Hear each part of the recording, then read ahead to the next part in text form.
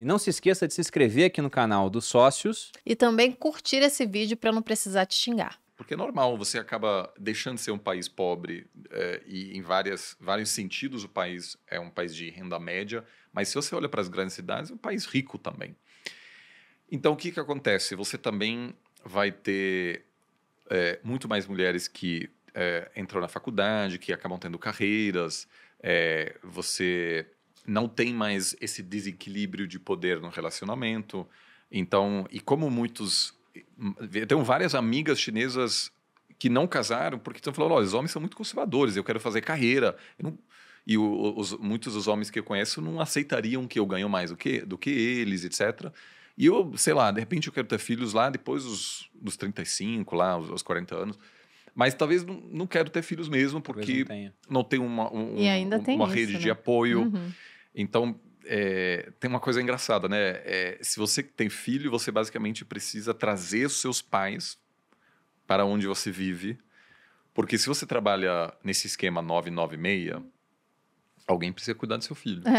A criança vai ficar onde? Obviamente tem creche, mas é super cara. Então, o esquema mais comum é você ter sua mãe e seu pai morando no mesmo apartamento ou vindo de manhã cedo para cuidar da criança.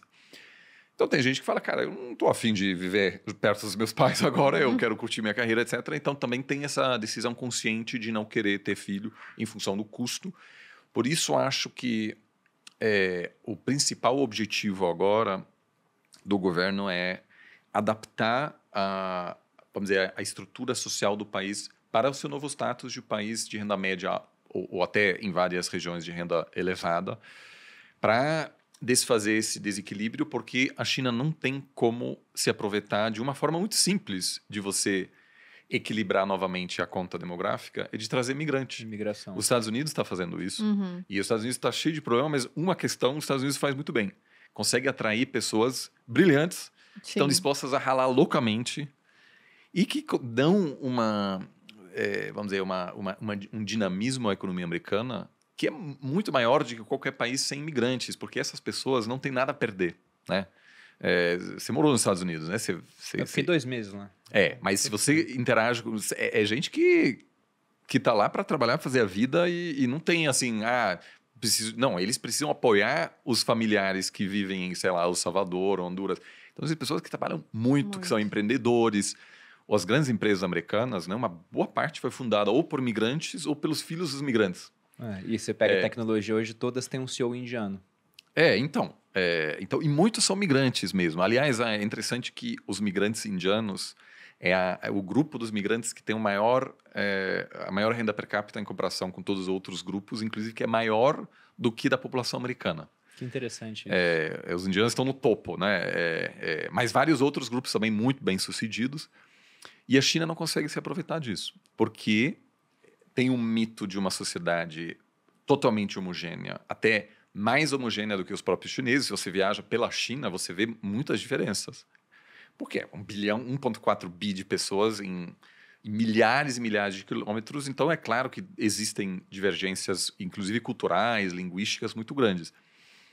Mas de você trazer migrante, e eu estou falando de assim, nos Estados Unidos, você tem milhões e milhões de pessoas, né? Basicamente 1 milhão de pessoas que está chegando por ano, e em alguns estados, mais de 15% da população nasceu fora do país. Isso a China não tem. E isso eu acho que ao longo prazo pode atrapalhar bastante a China, porque a mão de obra vai ficar muito cara, né? Você está tendo uma população, uma mão de obra que é cada ano menor, o que a princípio não é ruim, porque valoriza o trabalhador, então incentiva um melhor treinamento desses trabalhadores, também incentiva a automatização, né? As empresas chinesas precisam apostar muito em tecnologia, porque contratar trabalhador é muito caro, porque o número é cada vez menor.